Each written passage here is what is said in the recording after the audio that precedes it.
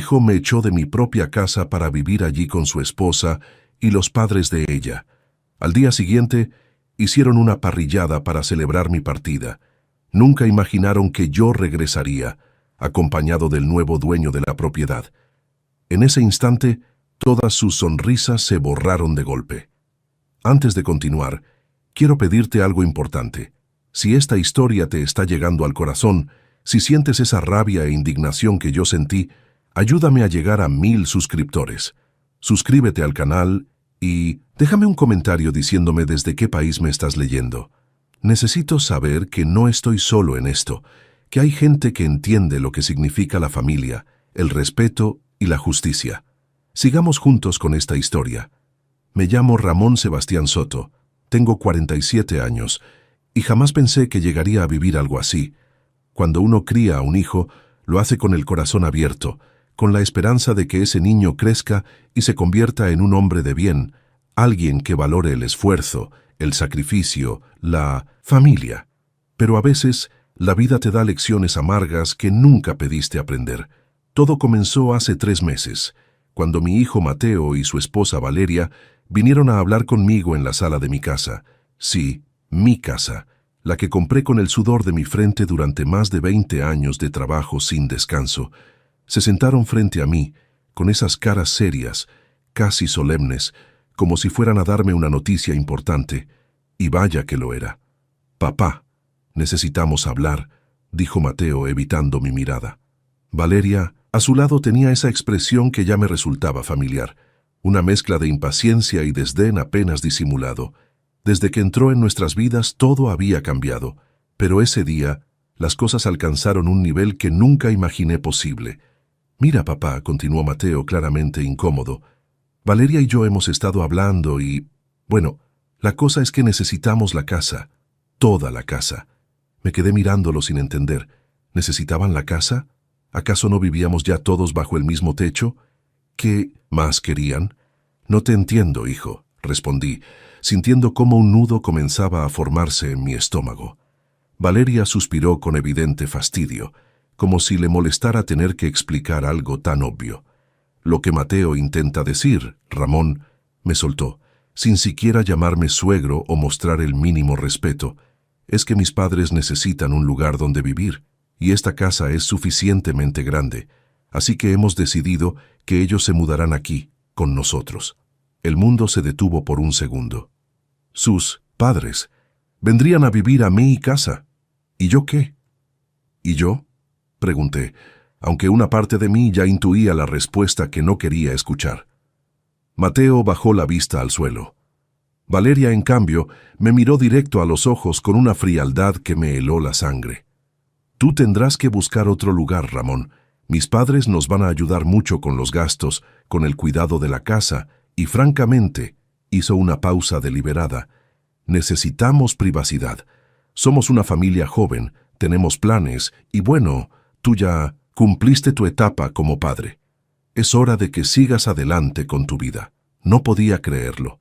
Mi propio hijo, el niño que cargué en mis brazos cuando apenas era un bebé, al que alimenté, vestí, eduqué y apoyé en cada momento de su vida, estaba allí sentado, dejando que su esposa me echara de mi propia casa como si fuera un mueble viejo que ya no servía. «Mateo», dije, buscando sus ojos, «¿es en serio? ¿Vas a permitir esto?». Él apenas levantó la mirada, con expresión culpable pero sin valor para contradecir a su esposa. «Papá, entiende, es lo mejor para todos. Valeria tiene razón, la casa es grande, sus padres realmente necesitan ayuda, y tú puedes rentar un departamento pequeño, algo más cómodo para una sola persona». Me quedé mudo. Las palabras se me atragantaban. Quería gritar, preguntarle cómo era posible que hubiera olvidado todo lo que hice por él, pero algo en su mirada me decía que ya no era el mismo Mateo que yo conocía. Ese hombre frente a mí era un extraño. Antes de que pudiera reaccionar, antes de poder siquiera procesar la magnitud de esa traición, ya tenían todo planeado. En menos de una semana me vi empacando mis cosas en cajas, mientras Valeria supervisaba con brazos cruzados, asegurándose de que no me llevara nada que no fuera mío. como si algo en esa casa no fuera mío por derecho propio. Y lo peor de todo, llegó 2 días después de que me fui. Mientras yo estaba instalándome en un pequeño cuarto, rentado al otro lado de la ciudad, tratando de asimilar lo que acababa de pasar, ellos organizaron una parrillada, una celebración. Escuché por un vecino que toda la familia de Valeria estuvo allí, incluidos sus padres, que ya se habían mudado a mi casa, ocupando mi espacio, durmiendo bajo mi techo. Reían, comían, brindaban. Y yo, el hombre que construyó ese hogar piedra por piedra, estaba desterrado, olvidado, como si nunca hubiera existido.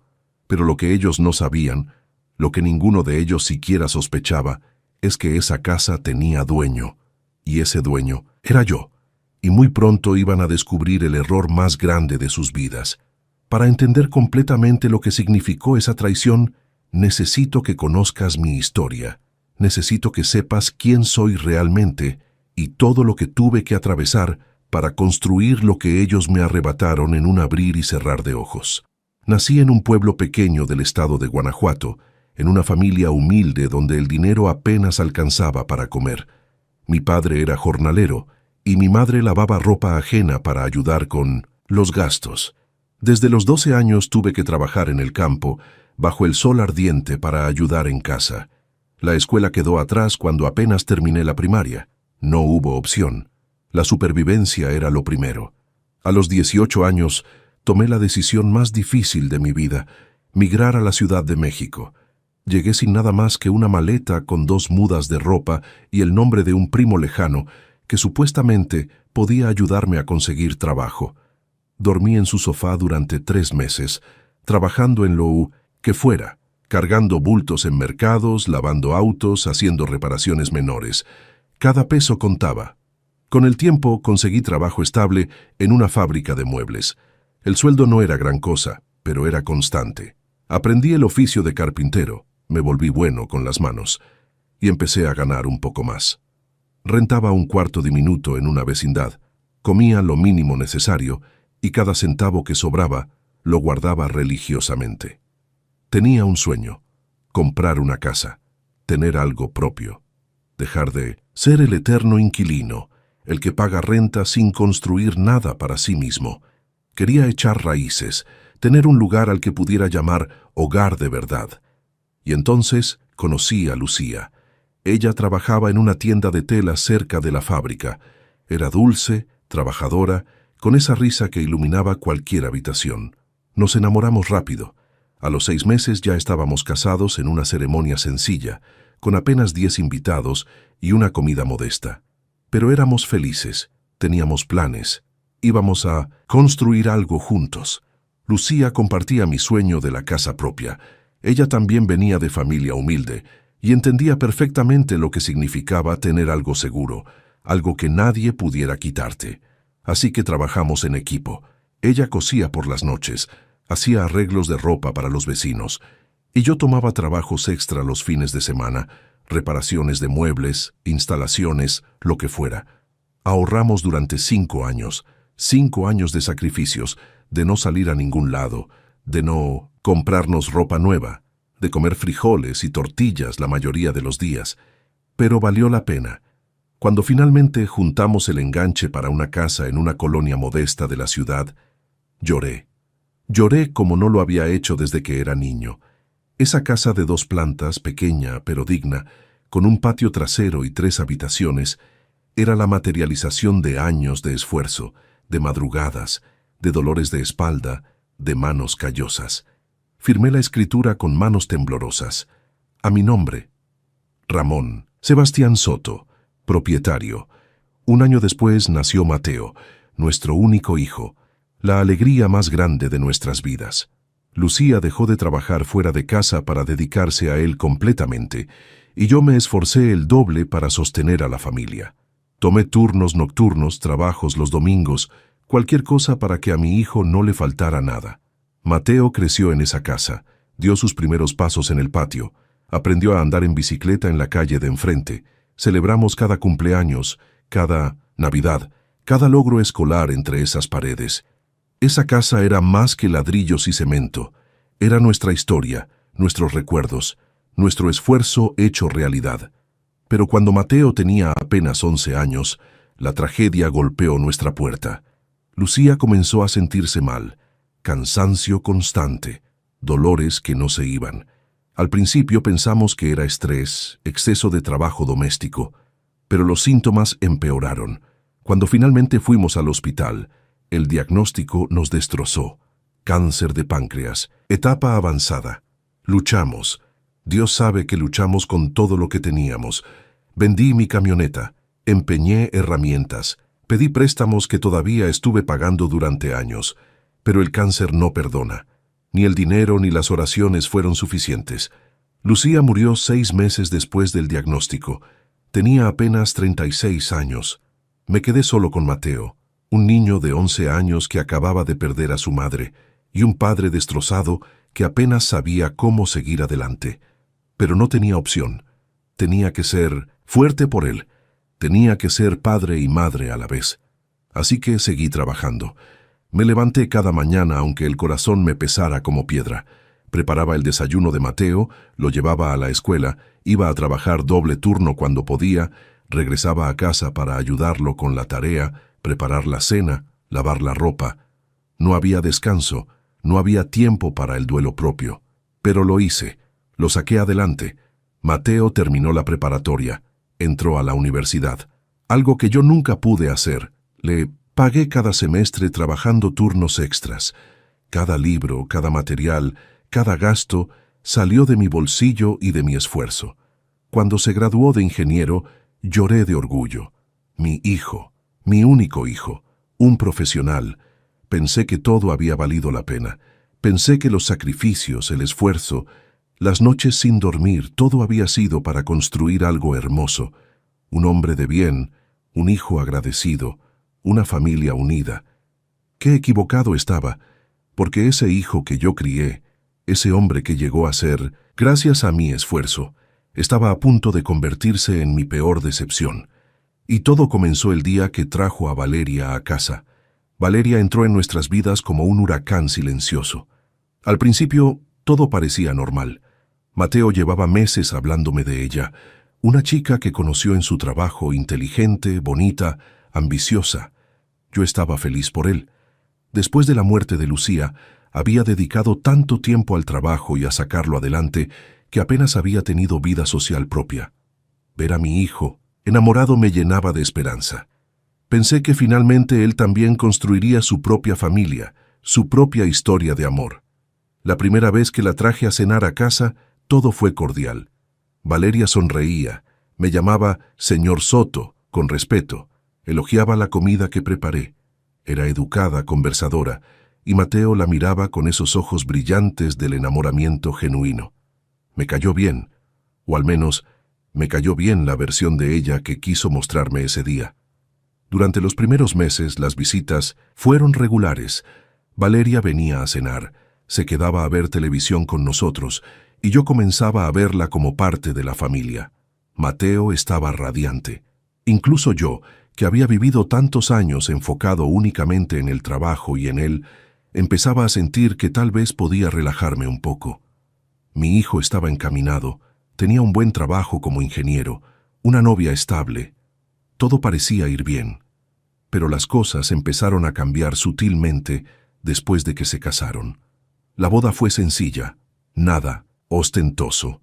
Yo aporté lo que pude para ayudarlos, aunque Valeria dejó muy claro que sus padres, don Héctor y doña Miriam, pagarían la mayor parte. Recuerdo haberlos conocido ese día. Don Héctor era un hombre de negocios, dueño de una ferretería medianamente exitosa.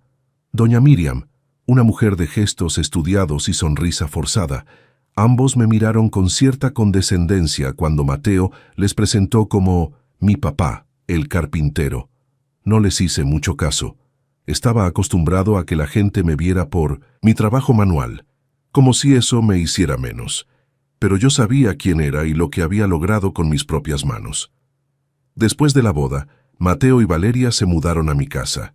Temporalmente, dijeron, solo hasta que juntaran para el enganche de su propio lugar. Yo estuve de acuerdo sin pensarlo 2 veces. Era mi hijo. Mi casa era su casa. ¿Qué padre no ayudaría? Los primeros 2 meses fueron relativamente normales. Yo trataba de darles su espacio, de no ser el suegro entrometido. Cenábamos juntos algunas noches, cada quien en lo suyo el resto del tiempo. Yo seguía trabajando mis turnos en la fábrica y haciendo trabajos extra los fines de semana, pero poco a poco empecé a notar cambios pequeños que, en retrospectiva, eran señales de lo que vendría. Valeria comenzó a hacer comentarios sutiles, comentarios que parecían inocentes, pero que escondían un veneno calculado. «Ay, Ramón, ¿otra vez dejaste tus herramientas en el patio? Es que se ve tan descuidado», decía con tono dulce, pero con ojos críticos. «¿No crees que esta casa necesita una remodelación? Está un poco anticuada, ¿no? Mis papás acaban de renovar toda su cocina. Quedó hermosa», comentaba mientras desayunábamos. «Mateo, mi amor, deberíamos pensar en hacer cambios aquí. Esta sala está muy oscura y esos muebles, bueno, ya tienen su tiempo», decía justo frente a mí, como si yo no estuviera presente. Al principio intenté tomarlo con calma. Eran simples comentarios, nada grave. Pero con el tiempo, las indirectas se volvieron más directas. Un día llegué cansado del trabajo, con la ropa sucia de aserrín y polvo. Había sido un día especialmente pesado. Me serví un vaso de agua en la cocina y Valeria entró con cara de desagrado. «Ramón, ¿podrías cambiarte antes de andar por la casa? Es que ensucias todo», me dijo sin siquiera saludar. Me quedé viendo mi ropa. Sí, estaba sucia, pero era mi casa. Había llegado después de trabajar 10 horas, y ella me pedía que me cambiara como si fuera un visitante indeseado. «Que es solo un momento, Valeria. Voy directo a mi cuarto», respondí tratando de mantener la calma. «Es que no entiendes», insistió. «Estoy tratando de mantener la casa limpia. Mateo y yo tenemos invitados seguido, y da mala impresión que todo esté lleno de polvo y tierra». «¿Invitados? ¿En mi casa? ¿Y yo era el problema por llegar sucio de trabajar?» Comencé a sentir que algo estaba mal, que mi lugar en esa casa, mi propia casa, estaba siendo cuestionado. Los comentarios continuaron. Valeria se quejaba de que hacía ruido muy temprano cuando me preparaba para ir al trabajo. Se molestaba si dejaba algo fuera de lugar. Empezó a reorganizar la casa sin preguntarme, moviendo mis cosas, tirando objetos que para ella eran basura vieja, pero que para mí tenían valor sentimental. Y Mateo no decía nada. Simplemente asentía cuando ella hablaba, evitaba mi mirada cuando yo buscaba su apoyo. Mi hijo, el hombre que crié, se había convertido en un espectador silencioso de mi propia humillación. Un sábado por la tarde estaba reparando una silla en el patio. Algo que siempre había hecho, era mi oficio, mi terapia. Cuando escuché voces en la sala. Valeria estaba con sus padres. Reconocí la voz de don Héctor. «Esta casa está bien ubicada», decía. «Con algunas remodelaciones podría valer mucho más». «Sí, papá», respondió Valeria. «Eso le he dicho a Mateo. Pero mientras Ramón esté aquí, es difícil hacer cambios reales. No entiende de estas cosas». Mi sangre hirvió. ¿Estaban hablando de remodelar mi casa? ¿De hacer cambios como si yo no existiera? ¿Como si mi opinión no importara? Entré a la sala y los tres se quedaron callados de golpe. Sabían que había escuchado. «¿Necesitan algo?», pregunté, tratando de mantener la compostura. Don Héctor se aclaró la garganta incómodo. Doña Miriam fingió revisar su teléfono. Valeria, en cambio, me miró con descaro. «Solo hablábamos de ideas para mejorar la casa, Ramón. Nada importante», dijo con indiferencia. «Nada importante. Mi casa. Mi esfuerzo de 20 años. Nada importante para ellos». Esa noche hablé con Mateo. Le pregunté directamente qué estaba pasando, por qué permitía que Valeria y sus padres hablaran así de mi casa, de mi espacio. «Papá, no es para tanto», me respondió quitándole importancia. «Solo son comentarios. Valeria tiene buenas ideas, eso es todo. No te lo tomes personal». Que no me lo tomara personal. ¿Cómo no tomármelo personal cuando sentía que me estaban desplazando de mi propio hogar? Pero lo peor aún estaba por venir, porque esos comentarios sutiles, esas indirectas envenenadas, solo eran el preludio de la humillación más grande de mi vida. Todo explotó un domingo por la tarde, un domingo que nunca olvidaré. Yo había salido temprano a hacer un trabajo de carpintería. Cuando regresé cerca de las 5 de la tarde, sucio y cansado, encontré un panorama que me heló el alma. En la sala estaban Mateo, Valeria, don Héctor y doña Miriam, los cuatro sentados como en una junta empresarial. Y las caras que pusieron cuando entré no fueron de sorpresa, sino de fastidio, como si yo fuera un intruso. «Papá», dijo Mateo poniéndose de pie, «justo queríamos hablar contigo. Siéntate». Algo en su tono me puso en alerta. Me senté frente a ellos, sintiendo cómo mi corazón empezaba a latir más fuerte. Valeria fue directo al grano, sin rodeos, sin delicadeza. «Ramón, hemos estado hablando en familia», empezó, y me dolió que dijera familia sin incluirme. «Mis padres están teniendo problemas. La casa donde viven se está cayendo a pedazos. La zona se puso peligrosa. Necesitan un lugar seguro». Asentí lentamente, sin entender hacia dónde iba todo esto.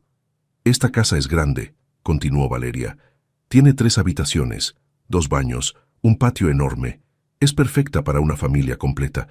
Mis padres se van a mudar aquí con nosotros». El mundo se detuvo. «¿Perdón?», fue lo único que atiné a decir. Don Héctor tomó la palabra como si él fuera el patriarca de mi familia. «Mire, Ramón, entendemos que usted ha vivido aquí muchos años, pero Mateo ya es un hombre casado, con responsabilidades. Necesitan privacidad, necesitan construir su vida sin incomodidades». ¿Incomodidades? ¿Yo era una incomodidad en mi propia casa? Y además, agregó doña Miriam con tono condescendiente, para un hombre solo como usted, esta casa es demasiado grande. Sería más práctico que tuviera algo más pequeño, más fácil de mantener. Me quedé mirándolos a todos. Don Héctor con su traje de domingo, doña Miriam con sus uñas perfectas, Valeria con esa sonrisa victoriosa, y Mateo con la mirada clavada en el piso. «Mateo», dije con voz temblorosa, «¿tú estás de acuerdo con esto?» Silencio. «Mateo, te estoy hablando. ¿Vas a dejar que me echen de mi propia casa?» Finalmente levantó la vista, y lo que vi en sus ojos me rompió el corazón. No había duda, no había conflicto. Ya había tomado la decisión. «Papá, es lo mejor. Tú trabajas todo el día, casi no estás aquí. Nosotros necesitamos el espacio. Los papás de Valeria nos van a ayudar con los gastos, y tú puedes buscar un departamento pequeño, algo más cómodo». No lo podía creer. Las palabras salían de su boca, pero eran el discurso que Valeria le había metido en la cabeza. «Esta es mi casa, Mateo», dije levantándome. «Yo la compré, yo pagué cada ladrillo. Tú creciste aquí gracias a mi esfuerzo.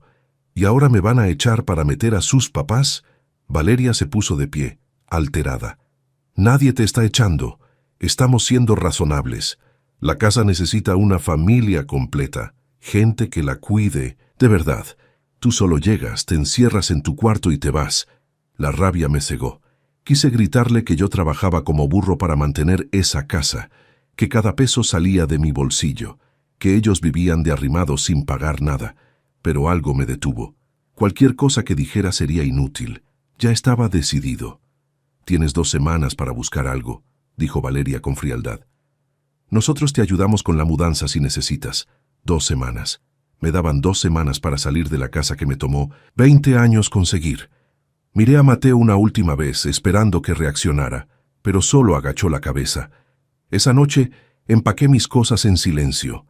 2 semanas después estaba viviendo en un cuarto rentado del tamaño de un closet. Y 2 días después de mi salida, un vecino me contó que hicieron una parrillada en mi patio, don Héctor asando carne en mi asador, doña Miriam decorando mi mesa, Valeria y Mateo riendo, brindando, celebrando que me habían sacado de mi propia vida. Pero lo que ellos no sabían es que esa casa tenía escrituras, y esas escrituras tenían un nombre: Ramón Sebastián Soto. Y yo estaba a punto de recordarles quién era el verdadero dueño. Los primeros días en ese cuarto rentado fueron los más oscuros de mi vida. No exagero cuando digo que toqué fondo de una manera que nunca imaginé posible. El lugar era diminuto. Apenas cabía una cama individual, un pequeño closet y una mesita donde ponía mi plato de comida. El baño lo compartía con otros 3 inquilinos del edificio. Las paredes eran tan delgadas que escuchaba cada conversación, cada pelea, cada televisor de los vecinos. Por las noches, el ruido de la calle no me dejaba dormir. Pero lo peor no era el lugar. Lo peor era el silencio de mi teléfono. Mateo no llamó, ni una sola vez, ni para preguntar si había llegado bien, si necesitaba algo, si estaba bien. Nada. Silencio absoluto, como si yo hubiera dejado de existir el mismo día que salí de esa casa. Las primeras noches lloré. No me avergüenza admitirlo. Lloré como no lo había hecho desde la muerte de Lucía. Lloré por la traición, por la injusticia, por sentirme usado y desechado como un trasto viejo. Había dedicado toda mi vida a ese muchacho y así me pagaba. Pero en algún momento, entre la tercera y cuarta noche de insomnio, algo cambió dentro de mí. La tristeza comenzó a transformarse en algo diferente, algo más frío, más calculador. La rabia ya no era ese fuego descontrolado que te consume, se convirtió en hielo. Determinación.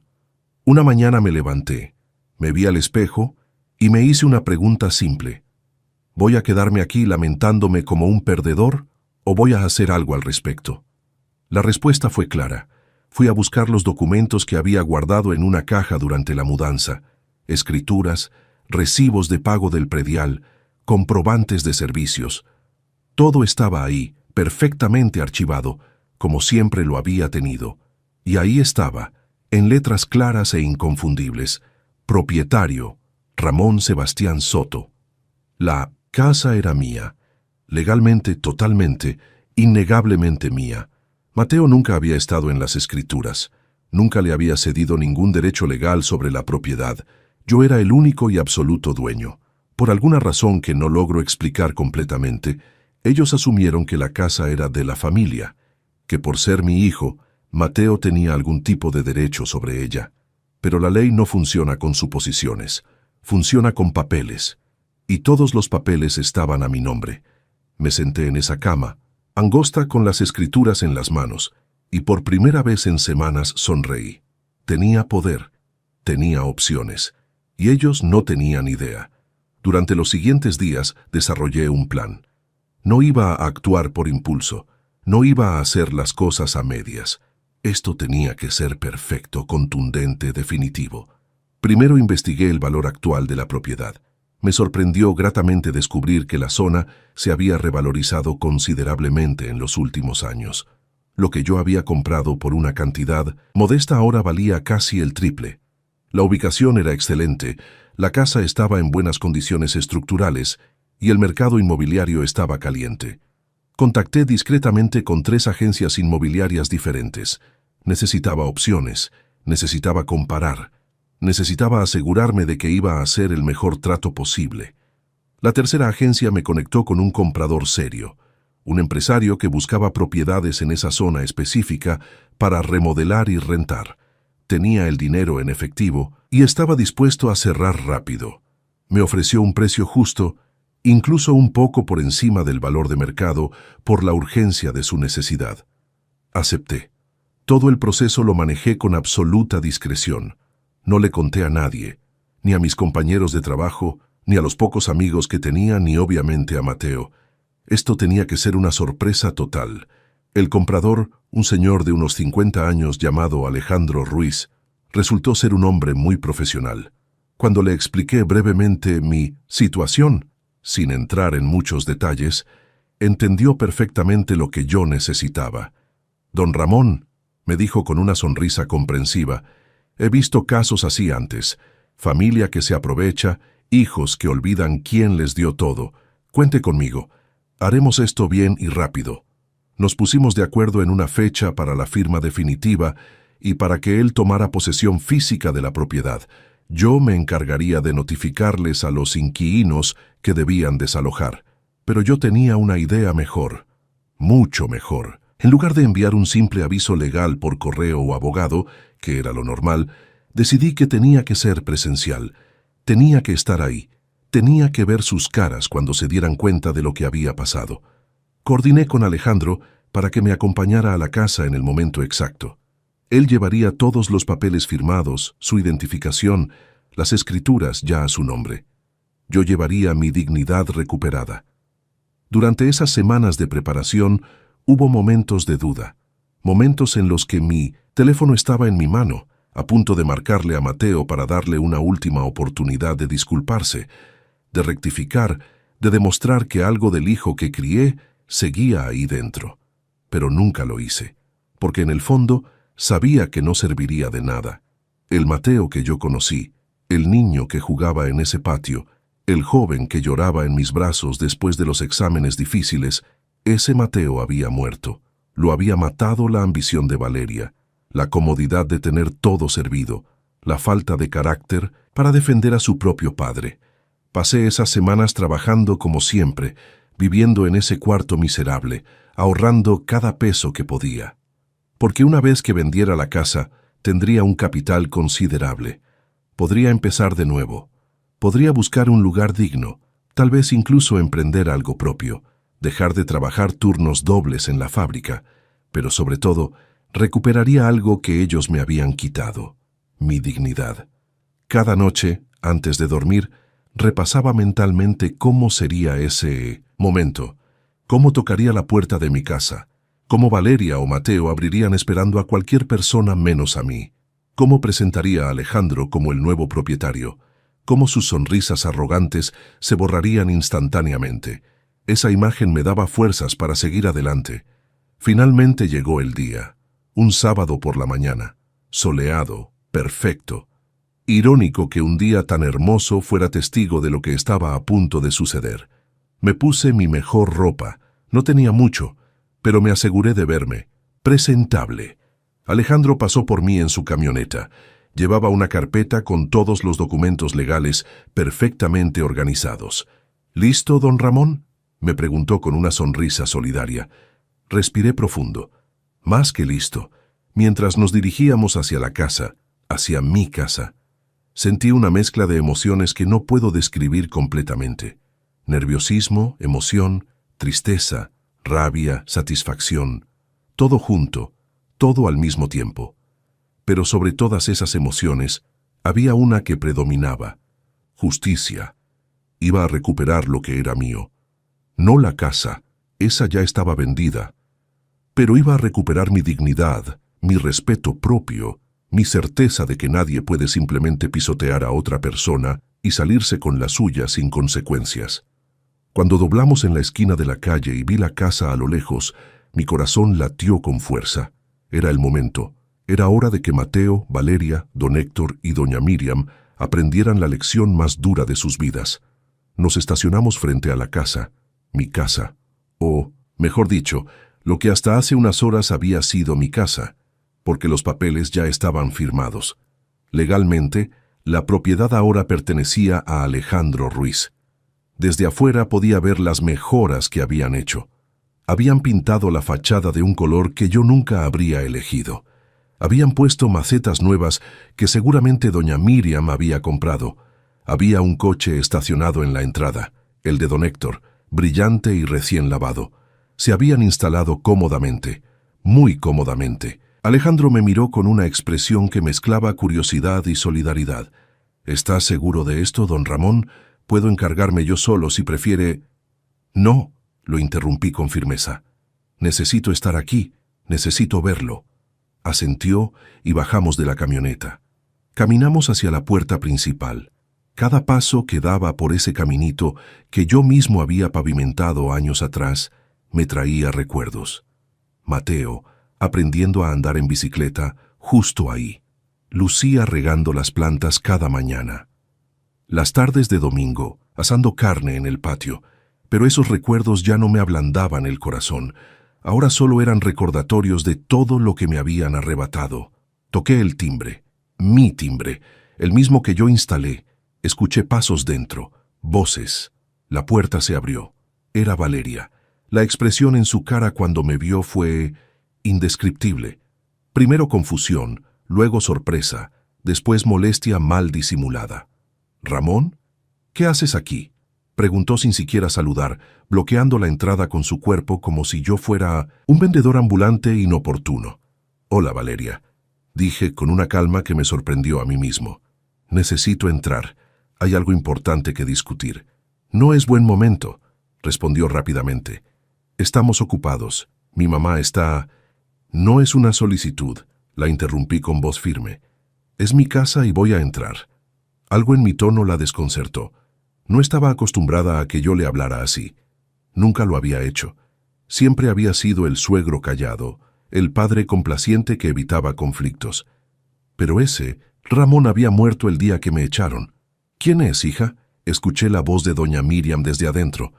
Es Ramón», respondió Valeria sin apartar la vista de mí. «¿Y quién es él?», preguntó Alejandro señalándolo con desconfianza. «Es el nuevo dueño de la casa», respondí antes de que ella pudiera decir nada. «Alejandro Ruiz, y viene a tomar posesión de su propiedad». El color desapareció del rostro de Valeria. ¿Qué estás diciendo?». En ese momento apareció Mateo detrás de ella, con una cerveza en la mano y cara de fastidio.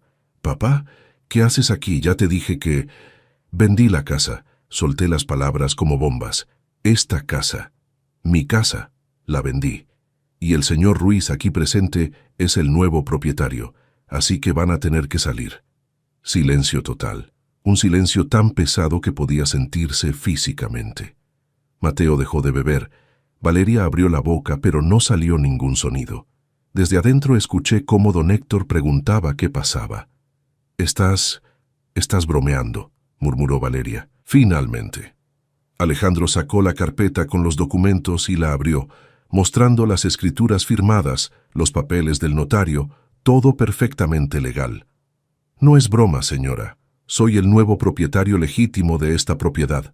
Aquí están todos los documentos que lo acreditan. La compra se realizó hace 3 días y hoy vengo a tomar posesión». Don Héctor apareció en la entrada, seguido de doña Miriam. Ambos miraban la escena sin entender completamente qué estaba pasando. «¿De qué hablan? ¿Qué es esto?», exigió don Héctor con su tono autoritario habitual. «Lo que escucharon», respondí mirándolo directo a los ojos. «Vendí mi casa, la casa que ustedes ocuparon después de echarme como si fuera basura, la casa donde pensaban vivir cómodamente a costa mía». «Eso es imposible», gritó Valeria recuperando la voz. «Mateo vive aquí, es su casa. No puedes venderla así como así». «¿La casa de Mateo?», repetí con una risa amarga. «Mateo nunca ha sido dueño de esta casa. Nunca estuvo en las escrituras. Esta propiedad siempre ha estado a mi nombre. Ramón Sebastián Soto, y como único propietario legal, tenía todo el derecho de venderla cuando quisiera». Mateo estaba pálido. Finalmente parecía entender la magnitud de lo que acababa de pasar. «Papá, espera, no puedes hacer esto». «¿No puedo?». Mi voz subió de volumen. «¿Yo no puedo? Como ustedes no podían echarme de mi propia casa, como tú no podías defender a tu padre cuando tu esposa y sus padres me humillaban, o no podían celebrar con un maldito asado el día que me fui». Valeria intentó recuperar el control. «Esto es ilegal. Vamos a demandarte. No puedes dejarnos en la calle así». Alejandro intervino con voz profesional y tranquila. «Señora, todo está perfectamente legal. Aquí tiene las escrituras, el certificado del notario, los recibos de pago. Don Ramón era el único propietario registrado y tenía todo el derecho de vender. Si ustedes vivían aquí sin ningún contrato de arrendamiento o acuerdo legal escrito, técnicamente eran ocupantes sin derechos sobre la propiedad». «Pero es su hijo», gritó doña Miriam histérica. «No puede hacerle esto a su propio hijo». La miré con todo el desprecio que sentía. «Mi hijo me hizo algo peor. Me quitó mi hogar, mi dignidad, mi lugar en esta familia. Y ustedes», los señalé a todos, «ustedes celebraron, brindaron, rieron, mientras yo dormía en un cuarto miserable preguntándome dónde me había equivocado como padre. Las lágrimas amenazaban con salir, pero las contuve. No iba a darles el gusto de verme llorar». «Tienen 72 horas para desalojar», continuó Alejandro. Es lo que marca la ley en estos casos. Pueden llevarse sus pertenencias personales, pero todo lo que sea parte de la estructura de la casa se queda. Aquí está la notificación oficial. Le entregó el documento a Mateo, que lo tomó con manos temblorosas. «Papá, por favor». Su voz se quebró. «No hagas esto. Podemos hablar, podemos arreglar». «¿Arreglar?», lo interrumpí. «¿Cómo arreglabas tú las cosas cuando tu esposa me insultaba? ¿Cómo arreglabas tú cuando me trataban como un estorbo? ¿Dónde estaba tu interés en arreglar cuando me echaste para meter a tus suegros?» No tenía respuesta. Solo lágrimas corriendo por sus mejillas. Pero ya era demasiado tarde. Don Héctor intentó un último recurso, su orgullo herido buscando recuperar control. «Esto no se va a quedar así. Tengo contactos abogados. Vas a...». «Haga lo que quiera», lo corté. «Todo está legal. Pregúntele a sus abogados. Y cuando lo haga, explíqueles cómo echaron al dueño legítimo de su propia casa para instalarse ustedes. A ver qué le dicen». Me di la vuelta para irme. Alejandro me siguió. Pero antes de llegar a la camioneta, la voz de Mateo me detuvo. «Papá, lo siento. Perdóname, por favor». Me giré lentamente. Lo vi ahí, destruido, llorando como no lo hacía desde que era niño. Y una parte de mí, esa parte que todavía lo amaba a pesar de todo, quiso correr hacia él y abrazarlo. Pero la parte más fuerte, la parte que había aprendido a valorarse, a no dejarse pisotear, esa parte habló más alto. «Yo también lo siento, Mateo. Siento que olvidaras quién te crió. Siento que valores más a tu esposa y a tus suegros que a tu propio padre. Y siento que tengas que aprender esta lección de esta manera». Subí a la camioneta. Alejandro arrancó, y mientras nos alejábamos, pude ver en el espejo retrovisor cómo los cuatro se quedaban parados en la entrada de lo que ya no era su casa, con sus sueños y su arrogancia destrozados. La sonrisa había desaparecido de sus rostros, para siempre. Las siguientes semanas fueron un torbellino. Alejandro cumplió su palabra y les dio las 72 horas legales para desalojar. Según me contó después, el proceso fue caótico. Valeria intentó negociar, llorar, amenazar. Don Héctor llegó con un abogado que, después de revisar los papeles, le confirmó que no tenían ningún caso. Mateo llamó a mi teléfono 47 veces en 3 días. Dejó mensajes de voz suplicando, llorando, pidiendo perdón. Los escuché todos, cada uno, pero no le regresé ni una sola llamada. 3 días después, la casa quedó vacía.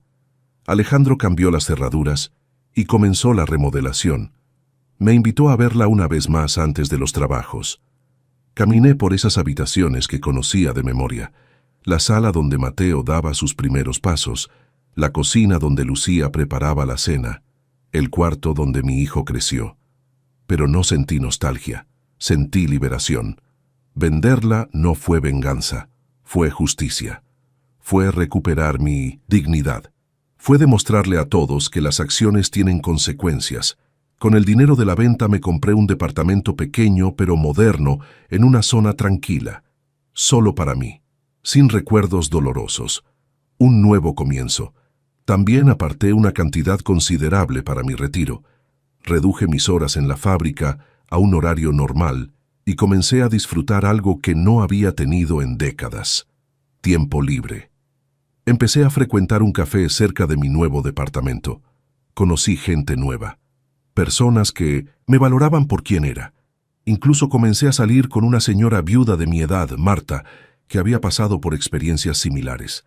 La vida podía empezar de nuevo a los 47 años. Mateo siguió intentando contactarme durante meses. Mensajes, llamadas, incluso apareció un día en la fábrica. Lo vi desde lejos. Se veía demacrado, más delgado, con ojeras profundas, pero no me acerqué.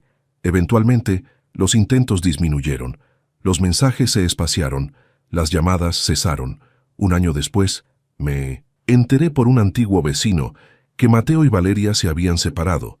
La presión de perder la casa, de tener que rentar un lugar pequeño junto con los padres de ella, había destrozado la relación. Los suegros culpaban a Mateo. Valeria culpaba a Mateo por no haber asegurado la propiedad. La ironía era perfecta. Se destruyeron entre ellos mismos. Don Héctor tuvo que cerrar su ferretería por problemas financieros. Sin la casa que esperaban, todo se vino abajo. ¿Sentí satisfacción? Sí, pero más que eso, sentí confirmación de que hice lo correcto. Las personas que te traicionan eventualmente pagan el precio. Hace 2 meses, Mateo apareció en el café donde suelo desayunar. No sé cómo me encontró, pero ahí estaba. Solo, con ropa gastada, con la mirada de alguien que ha tocado fondo. Se sentó frente a mí sin pedir permiso. «Papá», dijo con voz ronca, «tenías razón, en todo». No respondí, solo lo miré. Perdí todo, a Valeria, la casa, mi dignidad. Y lo peor es que perdí lo único que realmente importaba, a ti. Las lágrimas corrían por su rostro. Esta vez eran lágrimas de genuino arrepentimiento. No espero que me perdones, solo necesitaba que supieras que entiendo. Entiendo lo que te hice, lo que permití que te hicieran, y lo siento más de lo que las palabras pueden expresar. Tomé un sorbo de mi café, dejé que el silencio se extendiera. Finalmente hablé. «Mateo, me quitaste mi casa». Pero lo que dolió no fue eso. Fueron los años que invertí en ti solo para descubrir que no significaban nada, que un par de años con Valeria borraron décadas de sacrificio. Asintió limpiándose las lágrimas. «Lo sé, y tienes todo el derecho».